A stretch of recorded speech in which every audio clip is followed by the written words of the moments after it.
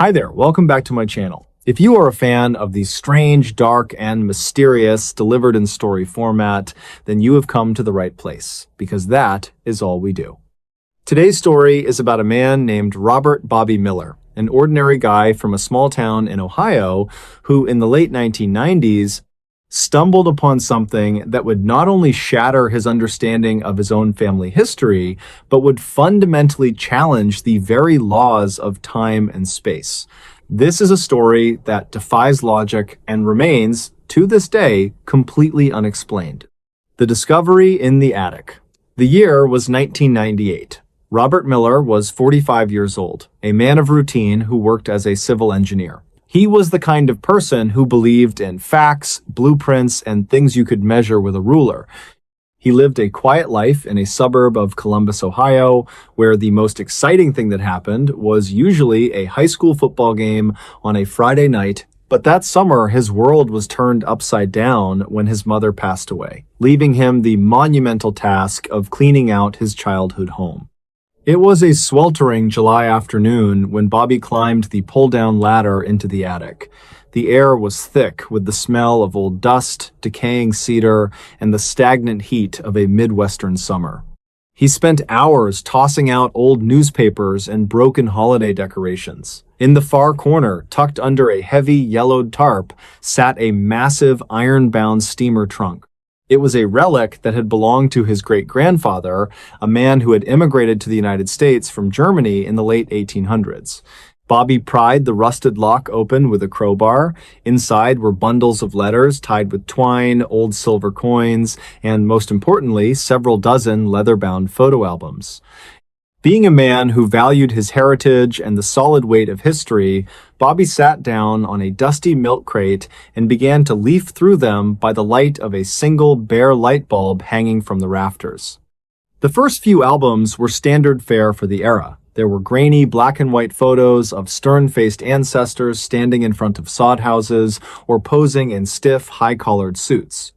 Everything looked exactly as it should for the time period. But then, Bobby turned a page to a section clearly dated in elegant cursive as 1894. He stopped breathing. There, in a photograph taken at a county fair in rural Pennsylvania over 100 years ago, was a crowd of people gathered around a prize-winning bull. In the very back of the crowd, leaning against a weathered wooden fence, was a man. He wasn't dressed in the heavy wool trousers, the waistcoats, or the bowler hats of the 1890s. He was wearing a simple, dark-colored polo shirt and a pair of modern-looking spectacles. But it wasn't just the clothes that caught Bobby's eye. He leaned in closer, his heart beginning to hammer against his ribs like a trapped bird. The man in the 1894 photograph was Bobby.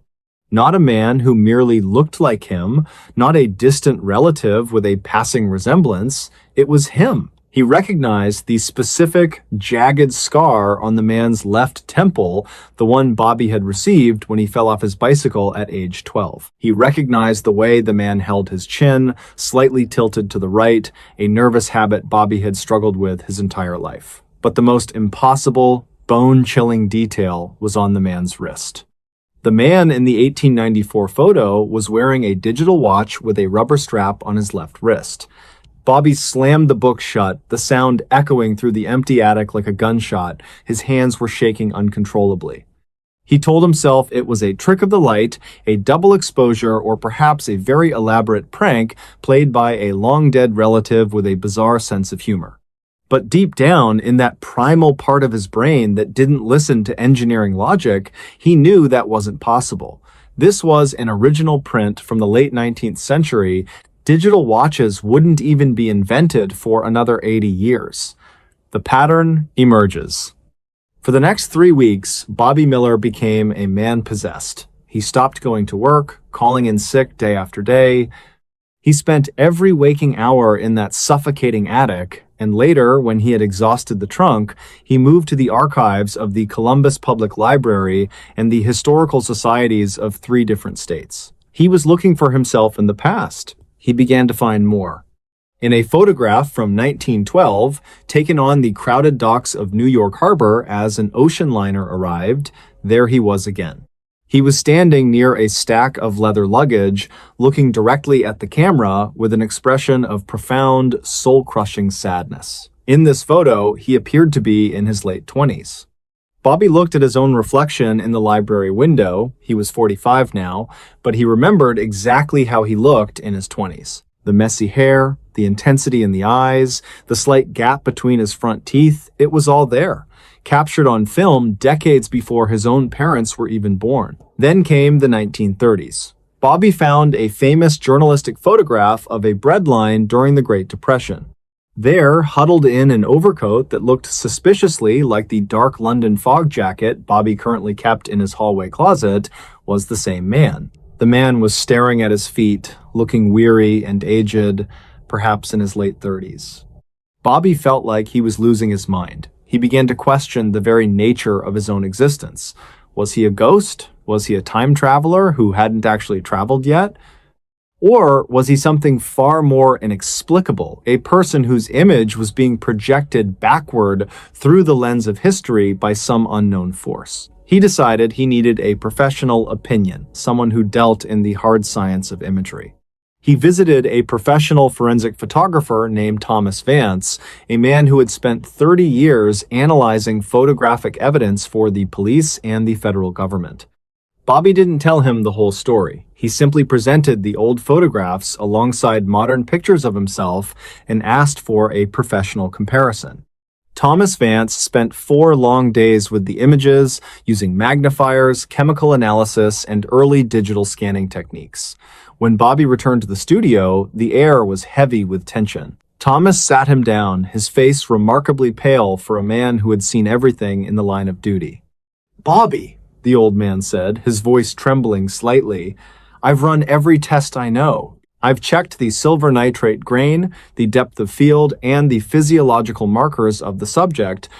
From a forensic standpoint, the man in these photos from 1894, 1912, and 1932 is the exact same biological entity as the man sitting in front of me today. It's not a relative, it's you. But Bobby, that's impossible. These glass plates and paper prints haven't been touched in a century. There is no evidence of tampering, no double exposure, and no retouching. The impossible object." The mystery took a turn for the truly terrifying in September of 1998. Bobby had moved on from the historical archives and started digging into his grandmother's personal scrapbooks, which had been buried at the bottom of a different box in the attic. These were more intimate, filled with candid shots of family picnics, birthdays, and holiday gatherings. He found a photo from 1955. It was a candid picture of his mother as a young woman, perhaps 20 years old, sitting on a porch swing with her father. They were laughing at something off camera. In the background, through the screen door of the house, you could see the interior of the kitchen. Standing by the stove was a man. It was Bobby. But this time, he wasn't just standing there looking sad, he was holding something. Bobby grabbed a high-powered magnifying glass and peered at the small, grainy image. In the photograph taken in 1955, the Bobby in the background was holding a very specific bright blue ceramic coffee mug. Bobby stood up, his legs feeling like jelly, and walked into his own kitchen. There, sitting on the drying rack next to the sink, was that exact mug. It was a souvenir he had bought at a NASA gift shop in Florida just 3 months ago in June of 1998. The mug featured a very specific space shuttle logo that wasn't even designed until the early 1990s. He went back to the photo and flipped it over. He looked at the date stamp on the back of the print. It read October 12th, 1955. Logic dictates that an object cannot exist in the past if it hasn't been created yet. Logic dictates that a man cannot be photographed 40 years before his birth holding an object that wouldn't exist for another half-century. But there it was, captured in the chemical emulsion of a 43-year-old photograph, Bobby Miller, holding a mug from his own future. The vision on the stairs. As the weeks went by into October, Bobby's health began to decline rapidly. He wasn't sleeping, and he had lost nearly 20 pounds. He felt as though he were being watched, not by a stranger or a stalker, but by himself. He started to experience what he called flashes moments, where the world around him would flicker like a dying light bulb, and for a split second, the modern wallpaper of his hallway would be replaced by rough-hewn timber or the acrid smell of coal smoke and horse manure. One night, at exactly 2 o'clock in the morning, Bobby was walking down the stairs to the kitchen to get a glass of water, hoping to soothe his frayed nerves. He reached the small landing halfway down and froze. The air in the hallway suddenly turned freezing cold, so cold he could see his own breath misting in the air. The sound of the crickets outside and the hum of the refrigerator vanished, replaced by a deafening, unnatural silence that felt heavy against his eardrums. Then, a soft light began to glow from the end of the dark hall. Not the harsh white of a modern electric light, but the flickering, warm orange glow of a kerosene lantern. Bobby watched, paralyzed by a mixture of awe and absolute terror, as a figure emerged from the darkness. It was a man. He was dressed in a tattered wool coat and heavy leather boots that looked like they belonged in the 19th century. As the figure stepped into the dim light of the hallway, Bobby realized he was looking at an older version of himself, a man who looked to be 60 or 70 years old, his face lined with the weariness of 1,000 lifetimes. The older Bobby didn't speak. He didn't offer an explanation or a warning. He simply held up an old bellows-style camera, the kind used by professional photographers in the early 1900s. He pointed the accordion-like lens at the younger Bobby and pressed the shutter. There was a blinding flash of white light that seemed to sear Bobby's retinas. When Bobby's vision finally cleared, the hallway was empty. The smell of coal smoke was gone, replaced by the faint scent of his own laundry detergent. He was alone in his 1998 house, his heart thundering in his chest, wondering if he had finally suffered a complete mental breakdown. The final photograph. Robert Bobby Miller disappeared in November of 1998. His neighbors reported to the authorities that they hadn't seen him for several days, which was unusual for a man of such strict habits. When the police arrived to perform a welfare check, they found the house perfectly locked from the inside. Bobby's car was still sitting in the driveway. His wallet, his car keys, and that bright blue NASA coffee mug were all sitting neatly on the kitchen table. There was no sign of a struggle. There was no suicide note. There was no evidence that anyone else had entered the home. Robert Miller had simply vanished into thin air, leaving his entire life behind. However, the lead detective on the case, a veteran officer who happened to be named Miller as well, though they were not related, found something on the floor of the attic that he couldn't explain. It was a single, fresh Polaroid photograph sitting face down on the old steamer trunk. When the detective flipped it over, he saw a picture of Bobby Miller. Bobby looked exactly as he had on the day he disappeared, wearing his favorite flannel shirt. But the background of the photo wasn't his attic or his house. He was standing in the middle of a muddy, unpaved street surrounded by horses, wooden carriages, and people in Victorian-era clothing. In the distance, a large banner was visible hanging over a storefront. It read, "Welcome to the Centennial Celebration, July 4th, 1876. The detective looked at the photo, then at the empty, silent room. He noticed one more thing. On the very edge of the photograph, there was a long, distorted shadow stretching across the mud, the shadow of an older man holding a bellows-style camera. To this day, the case of Robert Miller remains one of the most baffling missing persons reports in the history of the state of Ohio. Private investigators, historians, and paranormal researchers have all combed through the evidence, but the conclusion is always the same. What happened is physically and logically impossible.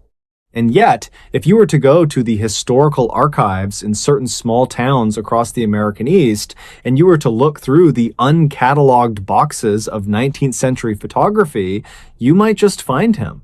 You'll see a man who clearly doesn't belong, standing in the back of a crowd at a fair or waiting on a dock in 1912, wearing a digital watch and a modern shirt, looking at the camera as if he's waiting for the shutter to click so he can finally, mercifully come home.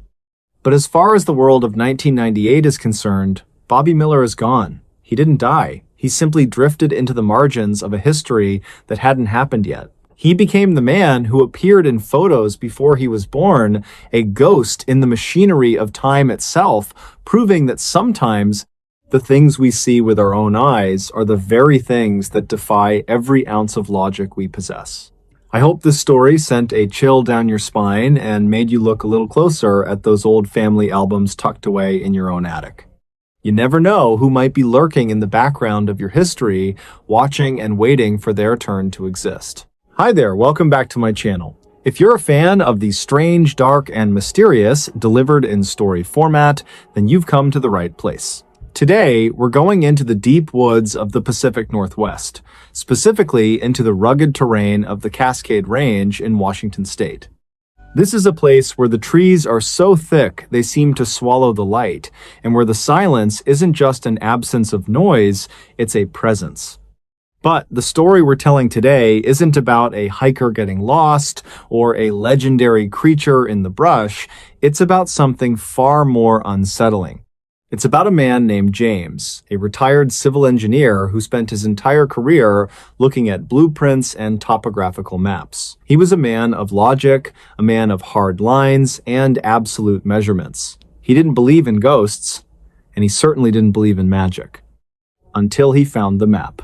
The discovery at the estate sale. It was a Tuesday in late October, the kind of afternoon where the fog hangs low and heavy, clinging to the damp pavement. James was at an estate sale in a sleepy suburb of Seattle. The house belonged to a man who had passed away at the age of 98, a former surveyor for the United States Geological Survey. In the back of a dusty garage, tucked inside a weathered leather tube, James found it. It was a hand-drawn map dated 1954. At first glance, it looked like a standard topographical survey of a region known as the Dark Divide. But as James unrolled it on his dining room table that evening, he noticed something that made his blood run cold. In the center of the map, nestled between two well-known peaks, was a valley. It was labeled the Shimmering Basin. James knew this area like the back of his hand. He had hiked it, surveyed it, and studied the satellite imagery for decades. The problem: there is no basin between those two peaks. In reality, those two mountains are connected by a sheer, impassable granite ridge. There is no valley. There is no basin. There is only a wall of rock. And yet, the map was incredibly detailed. It showed specific elevations, the winding path of a creek named Sorrow's Run, and a small cluster of structures marked as the settlement.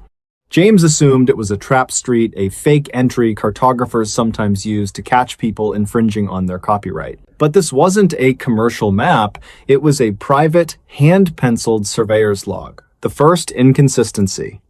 James couldn't let it go. He spent the next 3 days comparing the 1954 map to modern GPS data.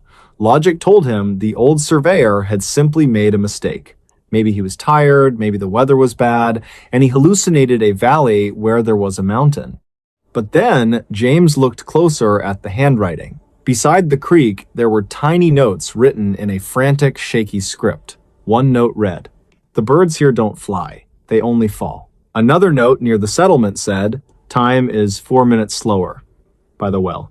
For a man like James, this was nonsense. But for a man with a lot of time on his hands and a lingering sense of adventure, it was a challenge. He decided he was going to find this non-existent place. He packed his gear, took his compass, and headed for the trailhead of the Dark Divide. Into the void. The hike was brutal. By the second day, James reached the base of the granite ridge, where the map claimed the entrance to the basin should be. He stood there, looking at a wall of stone that rose 3,000 feet into the air. There was no gap, there was no pass. James laughed to himself, feeling like a fool. He turned to leave, but then he looked down at the map one more time. He realized he was standing exactly where the map showed a trail called the Needle's Eye.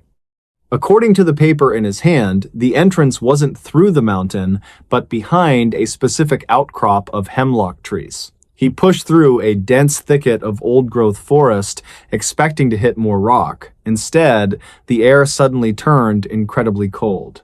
His breath hitched in his chest as the temperature dropped 30 degrees in a single step. He stepped through the trees and stopped. The granite wall was gone. In its place was a narrow, winding canyon that seemed to fold into the earth. It defied every law of geology James knew. Looking up, the sky wasn't the gray blue of a Washington afternoon. It was a deep, bruised purple, even though it was only 2 in the afternoon. The shimmering basin. James walked for what felt like hours, though his watch seemed to have stopped. The hands were twitching back and forth between 12 and 1, never moving forward. Eventually, the canyon opened up into a valley. It was the shimmering basin, but it didn't look like nature. The trees were translucent, their leaves vibrating with a low hum. The creek, Sorrow's Run, flowed uphill in some sections, the water moving with a viscous, honey-like consistency. And then he saw them. The settlement. There were about a dozen cabins made of a wood that looked like polished bone. There was no smoke in the chimneys. There were no sounds of dogs barking or people talking. There was only the hum of the trees. James approached the central cabin. The door was wide open. Inside, a table was set for 4 people. The food on the plates, bread and some kind of fruit, looked fresh, as if it had just been served. But when James reached out to touch the bread, it disintegrated into fine gray ash. On the wall of the cabin hung another map. James walked over to it, his heart hammering against his ribs. This map wasn't of the Cascade Range. It was a map of the world, but everything was wrong. The continents were shifted. There was a massive landmass in the middle of the Atlantic, and in the corner of the map, there was a red dot labeled, "You are here." Beside the red dot, there was a list of names. James scanned the list, and his breath stopped. At the very bottom of the list, written in fresh, wet ink, was his own name, James Miller. The escape and the aftermath. Panic took over. James turned and bolted out of the cabin. He didn't follow the trail, he just ran. He scrambled through the canyon, his lungs burning, the bruised purple sky pressing down on him like a physical weight. He burst through the hemlock thicket and collapsed on the forest floor. When he looked up, the sun was shining. The granite wall was back, towering over him, solid and indifferent. He looked at his watch. It was ticking again, but instead of being 2:30 in the afternoon on a Wednesday, it was 4:15 in the morning on a Friday. He had been gone for nearly 2 days, though it felt like 20 minutes. James hiked back to his truck, drove home in a daze, and immediately went to his dining room table to find the 1954 map. He wanted to burn it. He wanted to erase it from existence. But when he unrolled the leather tube, the map was blank. The ink had vanished. The paper was yellowed and brittle as if it were hundreds of years old. The final mystery. James never told anyone the full story until he sat down with a researcher years later. He spent the rest of his life avoiding the mountains. He became obsessed with time, keeping 32 different clocks in his house, all synchronized to the second. But here is the part that defies all logic. 3 years after James's experience, a survey crew was sent into that same area of the Dark Divide to investigate reports of magnetic anomalies. They never found a valley, they never found a basin. However, they did find something at the base of that granite ridge. Wedged into a crack in the rock, 60 feet above the ground, where no human could reach without climbing gear, was a small leather-bound journal. Inside the journal, there was only 1 page with writing on it. It was a list of names of people who had gone missing in the Pacific Northwest over the last 75 years. And at the very bottom of that list, written in the same shaky 1954 handwriting, was the name of the man who had sold James the map at the estate sale. Beside his name was a single note. He found the way back. I did not.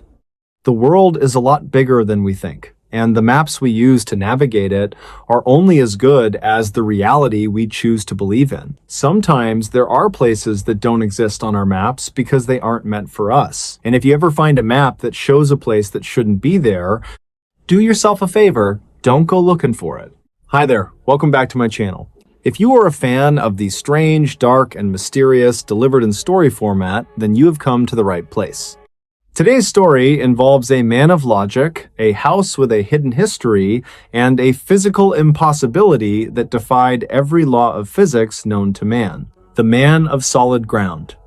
To understand how truly impossible this story is, you first have to understand the man it happened to. Arthur Penhaligon was 64 years old in the year 2022. Arthur was not a man given to flights of fancy. He was not a man who watched ghost hunting shows or believed in urban legends. In fact, for 40 years, Arthur had made his living as a structural engineer in the city of Boston. He was the kind of man who looked at a skyscraper and did not see a monument to human achievement. He saw a complex series of load-bearing calculations, wind shear resistances, and geological stability reports. His entire world was built on the back of mathematics, reinforced steel, and the absolute certainty of blueprints. If a wall was there, it was there for a reason. If a foundation was cracking, there was a geological explanation for it. In Arthur's world, 2 + 2 always equaled 4, and doors did not simply appear out of thin air. He was a widower, his wife having passed away 5 years prior, and he found solace in the rigid, predictable laws of the physical world. In the autumn of 2022, Arthur decided it was finally time to retire. He wanted to get away from the noise of the city and the constant pressure of safety inspections. He purchased a home in the rural outskirts of western Massachusetts near a small, quiet town called Oak Haven. The house was a massive, sprawling Victorian built in the late 1800s. It was a fixer-upper, as they say, but for a man with Arthur's skills, it was the perfect project to keep his mind sharp during his golden years. He relished the idea of stripping back the decades of neglect to find the solid bones of the structure underneath. The layout of the second floor. The house sat on 22 acres of dense woodland, mostly oak and pine, that seemed to crowd in on the property as if trying to reclaim it. It was a 3-story structure with a wraparound porch and a cellar that smelled of damp earth and old coal. But the focus of our story is the second floor hallway. Now, picture this hallway. It was long, narrow, and lined with dark mahogany paneling that had grown dim with age. On the left side of the hallway, there were 3 doors leading to bedrooms. On the right side, there was only a solid, unbroken wall of brick and plaster. The reason that right side wall was solid was simple. It was the exterior of the massive central chimney stack that ran from the massive cast iron furnace in the basement all the way up through the center of the house and out the roof. Arthur had spent 3 weeks personally stripping the faded floral wallpaper from that hallway. He knew every inch of it. He had measured the thickness of the walls to ensure they could handle the weight of the new light fixtures he planned to install. He had checked the structural integrity of the chimney, even going so far as to use a borescope camera to inspect the internal flue. He knew for a fact that behind that right-hand wall was 16 inches of solid antique red brick. There was no void, there was no hidden closet, there was only the heavy, silent, and very much solid heart of the house. The first Tuesday in November. The events began on the first Tuesday of November. Arthur woke up at exactly 6:45 in the morning, just as he had done for 4 decades. The routine was his anchor. He made himself a pot of black coffee, watched the thick morning fog roll over the Berkshire Hills from his kitchen window, and then headed upstairs to continue his renovations. He was currently working on refinishing the floorboards in the main hallway. As he reached the top of the stairs and turned into the second floor hallway, he stopped dead in his tracks. His coffee mug nearly slipped from his hand, the hot liquid splashing slightly against his thumb, but he did not even feel the sting. There, on the right side of the hallway, the side that should have been solid brick, was a door. It was not a modern door. It was a heavy, ornate door made of dark walnut with a tarnished brass handle and an old-fashioned skeleton key lock. It was set perfectly into the wall, with molding that matched the rest of the 19th century woodwork so perfectly it looked as if it had been there for 100 years. Arthur stood there for what felt like 10 minutes, just staring. His mind, the mind of a professional engineer, began to race. He thought he must be having a stroke or perhaps some form of late-onset dementia. He checked his vision, rubbing his eyes until they were red. He looked back down the stairs, then back at the door. It did not disappear. It was physical. It was real. It cast a shadow on the floorboards he had just sanded the day before. He walked up to it and placed his hand on the wood. It was ice cold, colder than the rest of the house, which was kept at a comfortable 68 degrees. He knocked on the door. Instead of the dull, muffled thud of a door leading to a brick-filled closet, he heard a hollow, echoing sound as if there was a vast, empty space on the other side. This was a physical impossibility. Behind that door should be the central chimney. If he were to walk through that door, he should be standing inside a column of solid, soot-stained brick. The investigation. Arthur did what any rational man would do. He went to the basement to get his tools. He grabbed his heavy-duty sledgehammer, a high-lumen flashlight, and a set of blueprints he had sketched himself after measuring the house. He was determined to find the trick. Perhaps there was a secret compartment he had missed, but 16 inches of brick does not just move. He returned to the hallway, half expecting the door to be gone, but it was still there, standing silent and imposing against the mahogany. He took his measuring tape and measured from the top of the stairs to the door, 7 feet, 4 inches. Then he went into the bedroom on the opposite side of the wall and measured the interior dimensions of the chimney stack from that side. The math did not work. The door was occupying a space that, according to the laws of geometry and the physical constraints of the house, simply did not exist. He reached for the brass handle. It was frozen solid. He turned it with all his might, his knuckles turning white, but it would not budge. It felt as though the door was not just locked, but fused to the frame. Then he noticed something that chilled him to the bone. From the bottom gap of the door, the tiny space between the dark wood and the floorboards, a faint, rhythmic sound was coming. Thump, thump, thump. It sounded like a heartbeat. A very slow, very heavy heartbeat that seemed to vibrate in Arthur's own chest. Arthur backed away, his breath coming in short, ragged gasps. He spent the rest of the day in his living room on the first floor with a loaded shotgun across his lap. He did not believe in ghosts, but he did believe in intruders, and he could not rule out that some master carpenter had played an elaborate, impossible prank on him while he was sleeping. He stayed awake, watching the clock on the mantel. The midnight change.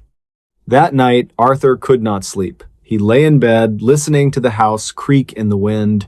Every sound was magnified. Every groan of the timber felt like a footstep. At exactly 3:17 in the morning, he heard a sound that made his blood run cold. Creak! It was the unmistakable sound of a heavy door swinging open on ungreased hinges. It was loud, echoing through the empty house like a scream. Arthur grabbed his flashlight and his shotgun and ran to the hallway. He rounded the corner, his heart hammering against his ribs like a trapped bird. The door was wide open.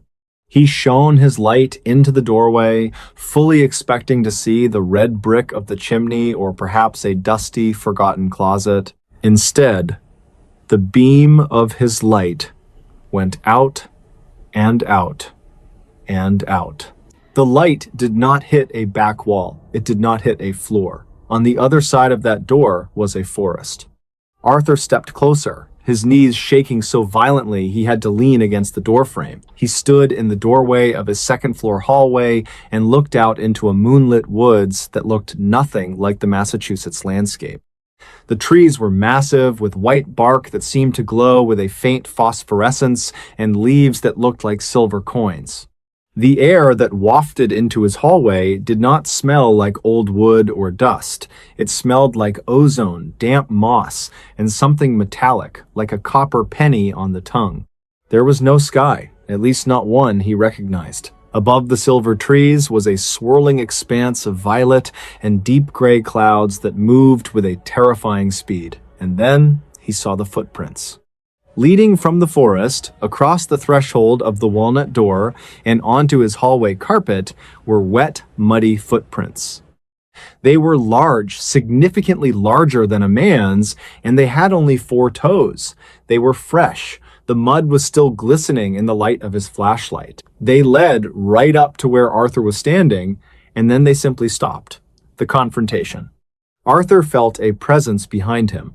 It was not a sound, but a sudden, violent change in the air pressure, the way your ears pop when a plane descends too quickly. A heaviness settled over the hallway, a weight so thick it felt like trying to breathe underwater. He turned around slowly, swinging his flashlight in a wide arc. The hallway was empty. There was nothing there but the shadows and his own terrified reflection in a mirror at the end of the hall. But when he turned back to the door, it was closing. He lunged for the handle, driven by a desperate, panicked need to see where that forest went, to understand how a door could lead to another world from the middle of a brick chimney. But as his hand touched the wood, the door slammed shut with the force of a gale wind. The sound was deafening. It was not the sound of wood hitting wood, it was the sound of a mountain cracking.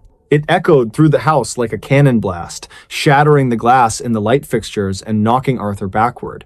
He hit the opposite wall and slumped to the floor, his ears ringing. When he looked up, the door was gone. Not just closed, not just hidden, gone. Where the walnut door had been seconds before, there was only the solid, mahogany-paneled wall. He scrambled to his feet, his hands trembling so much he dropped his flashlight. He began tearing at the wood with his bare hands, his fingernails bleeding as he clawed at the paneling. He grabbed his sledgehammer and swung it with everything he had left in his body. The hammer hit the wall and rebounded with a bone-jarring vibration that nearly broke his wrists. He had hit solid brick. He swung again and again, screaming in frustration and terror, until he had smashed through the mahogany paneling and the plaster behind it. There, revealed in the flickering light of his fallen flashlight, was the red brick of the chimney. It was dry, covered in a century of dust, and completely, utterly solid. There was no room for a door, there was no room for a forest, there was only the cold, hard reality of the house. The aftermath. Arthur Penhaligon did not stay in that house another night. He did not even wait for the sun to come up. He threw a few bags into his car and drove to a motel in town where he sat in the lobby until the manager arrived at 7 in the morning. He stayed there until he could arrange for a moving crew to pack up his things. But here is the part of the story that truly defies logic, the part that keeps Arthur awake in the middle of the night. When the movers arrived 3 days later to help Arthur take his belongings out of the house, they found him standing in the second-floor hallway staring at the floor.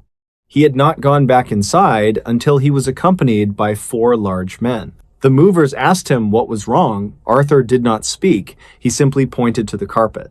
There, dried into the fabric of the expensive rug he had bought just a month prior, were 3 large muddy footprints. Each footprint had only 4 toes. They were perfectly preserved, a physical testament to something that should not exist. Arthur took a sample of that mud, he scraped it into a glass jar and sent it to a laboratory at the University of Massachusetts. He did not tell them the truth of where it came from, he just asked for a detailed analysis of the soil composition and any organic matter within it. 2 weeks later, he received a phone call from a very confused geologist at the university.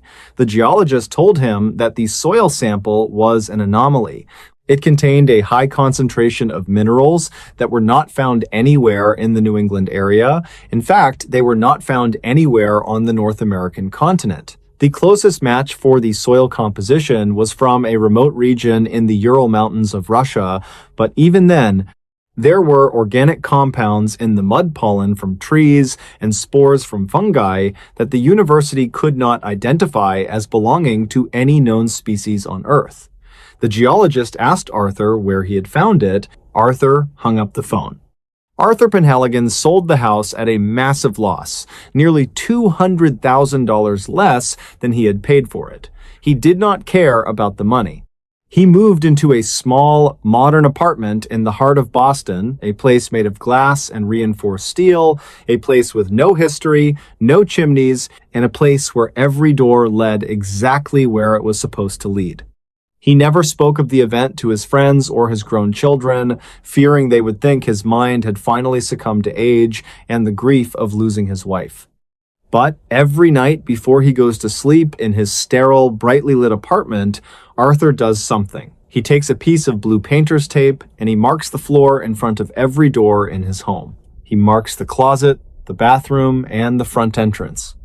He wants to see if the tape is broken in the morning. He wants to see if anything has come through while he was dreaming.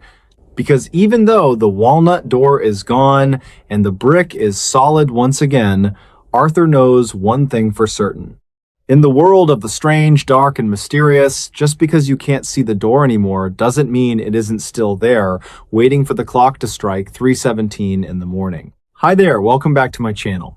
If you are a fan of the strange, dark, and mysterious delivered in story format, then you have come to the right place. Today, we are going to look at a case that defies every law of physics we hold dear.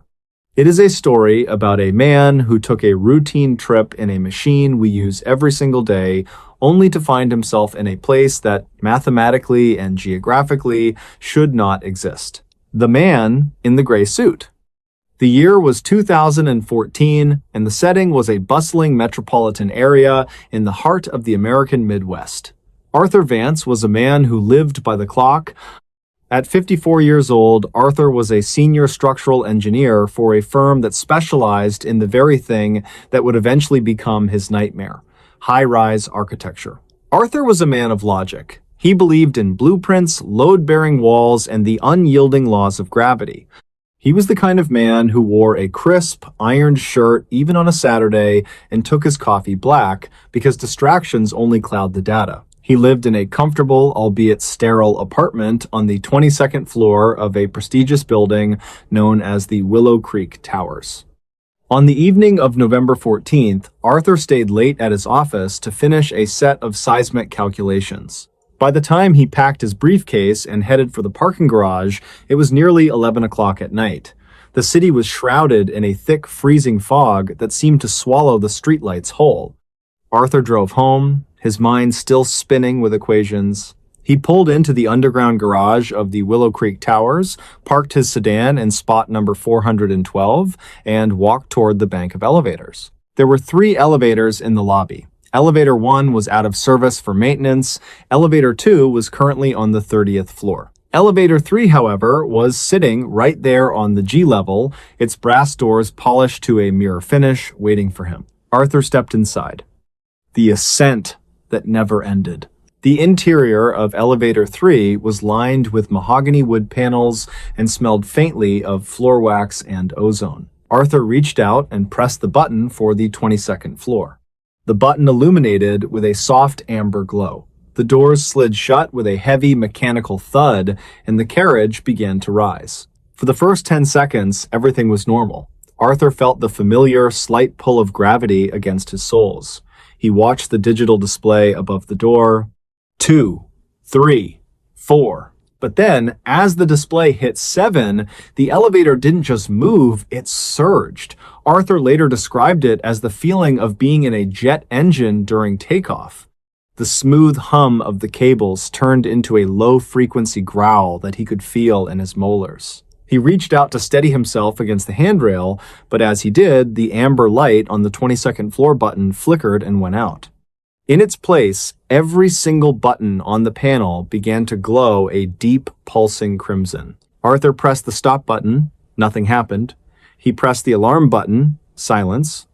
He picked up the emergency telephone, the 911 line, but when he put it to his ear, there was no dial tone. There wasn't even static. There was only the sound of a woman breathing on the other end, slow, rhythmic, and incredibly cold. He dropped the receiver, his heart hammering against his ribs like a trapped bird. He looked back up at the floor indicator. 98, 99, 100. The Willow Creek Towers only had 35 floors, defying every law of logic. Arthur watched in a state of paralyzed shock as the numbers continued to climb. 200, 500, 1,000. The speed was impossible. If the elevator were truly moving that fast, the G-force should have crushed him into a puddle on the floor, yet he felt light, almost weightless. Then the numbers stopped. The display didn't show a digit anymore. It showed a symbol, a horizontal line with a circle beneath it. A symbol Arthur, a career engineer, had never seen in any textbook. The elevator came to a halt. There was no ding, no smooth deceleration, just a sudden, violent stop that threw Arthur against the mahogany wall. The doors didn't open immediately. For 3 minutes, Arthur stood in total darkness as the lights inside the carriage failed. He shouted for help, his voice sounding thin and muffled, as if the air itself had become denser, harder to vibrate. Finally, with a sound like grinding stone, the doors began to slide open. Arthur expected to see a mechanical room or perhaps the roof of the building. He expected to see the night sky over the city. But what he saw when those doors fully retracted was something that would haunt his dreams for the rest of his life. The impossible floor. Arthur stepped out not because he wanted to, but because the air inside the elevator had become searingly hot, while the air outside the doors was deathly cold. He found himself standing in a hallway that looked exactly like the one on his own 22nd floor. The same beige carpet, the same sconce lighting, the same gold-leafed room numbers. But there was one terrifying difference. The hallway didn't end. Arthur looked to his left. The corridor stretched out for what looked like miles, narrowing into a single point of perspective in the distance. He looked to his right. It was the same. A perfectly straight, infinite line of identical doors and identical lights. He turned back to the elevator, desperate to get back inside, but the doors had already closed. He pressed the call button repeatedly, but the brass plate was cold and dead. He was stranded. Arthur began to walk. He had no choice. As he passed the doors, he looked at the numbers. They weren't in any logical order. 1, 10,000, 0, -4. He stopped at a door labeled room 212, his own apartment number. With trembling hands, he reached for the handle. It was unlocked. He pushed the door open, expecting to see his living room, his recliner, and his collection of jazz records. Instead, he stepped into a space that defied the very concept of indoors. The room was a vast, open field of gray grass under a sky that was the color of a fresh bruise. There was no sun, no moon, and no stars. Just a flat, oppressive purple light that seemed to come from everywhere at once. And standing in the middle of that field, about 50 yards away, was an elevator bank. A single, freestanding structure of chrome and glass rising out of the dirt like a monument. Arthur ran toward it. His shoes thudded against the gray grass, which felt brittle like dried bone. As he reached the elevator, the doors opened automatically. Inside stood a man. He was wearing the same gray suit as Arthur. He had the same briefcase. He had the same black coffee stain on his left cuff from a meeting earlier that morning. The man was Arthur, but he was older, much older. His hair was snow white, and his skin was translucent, like parchment. The other Arthur looked at him with eyes that held a lifetime of sorrow and simply said, "You're early. The calculations aren't finished yet." The descent into reality. Before Arthur could speak, the other Arthur reached out and shoved him. It wasn't a violent shove, but it was firm. Arthur fell backward out of the chrome elevator and back through the door of room 212. He didn't hit the floor of his apartment, he hit the carpet of the infinite hallway. The door slammed shut and vanished, leaving only a blank beige wall. Suddenly, the hallway began to shake. The lights flickered and began to explode one by one, moving toward him like a wave of darkness. Arthur scrambled back toward the original elevator, the one that had brought him here. Miraculously, the doors were open. He dived inside just as the last light in the hallway went out. He didn't press a button. He didn't have to. The elevator began to descend. But it wasn't the violent, high-speed ascent from before. This was a slow, agonizing crawl. He could hear the cables straining, snapping one by one with sounds like pistol shots. 10, 9, 8. The display was working again. Arthur huddled in the corner, sobbing, praying to a god he hadn't spoken to in 30 years.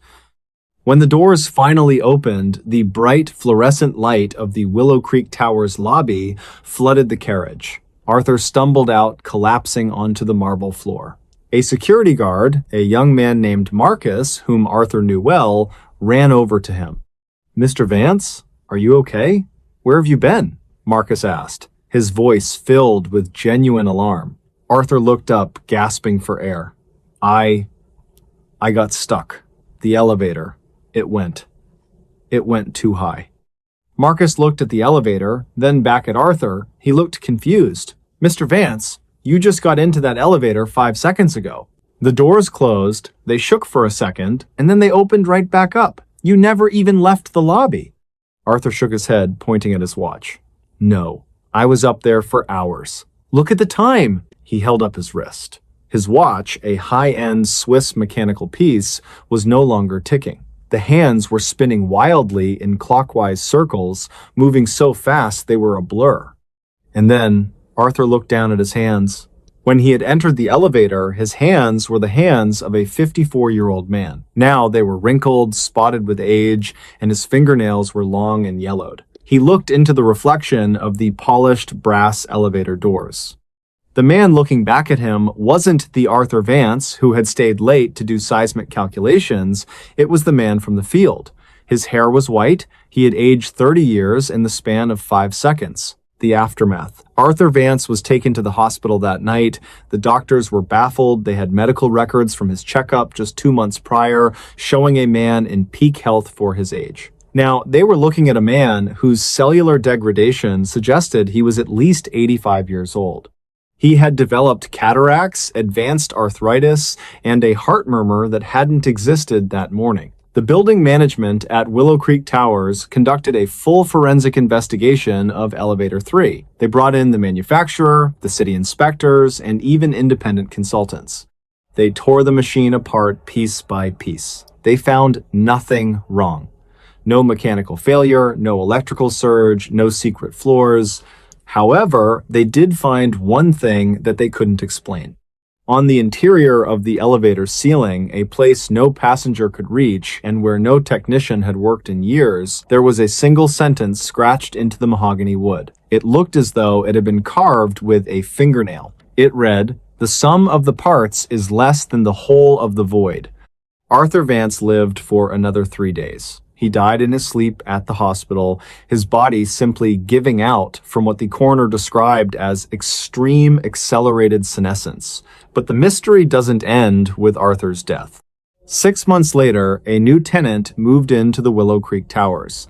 A young woman, an architect herself, was taking elevator 3 up to the 12th floor. When the doors opened, she found a small leather briefcase sitting in the center of the elevator floor. She took it to the lost and found. When the security guard, the same Marcus from that night, opened it, he found a set of seismic calculations for a building that hasn't been built yet. The date on the top of the papers wasn't 2014. It was 2044. And the signature at the bottom of the page in fresh, wet ink was Arthur Vance. The closing logic. If you go to the Willow Creek Towers today, you will find that Elevator 3 is permanently boarded up. The management claims it's due to structural concerns regarding the elevator shaft. But if you talk to the night guards, the ones who have been there a long time, they will tell you a different story. They will tell you that late at night, when the building is quiet and the fog rolls in from the lake, you can hear the sound of an elevator moving. You can hear the hum of the cables and the ding of a floor being reached. But the most chilling part isn't the sound of the machine, it's the sound that comes afterward. They say that if you stand close enough to the boarded up doors of Elevator 3, you can hear the sound of a man's voice, thin, old, and tired, whispering through the wood. He isn't asking for help. He isn't screaming. He's just counting. 1001, 1002, 1003. Waiting for a floor that doesn't exist to finally open its doors,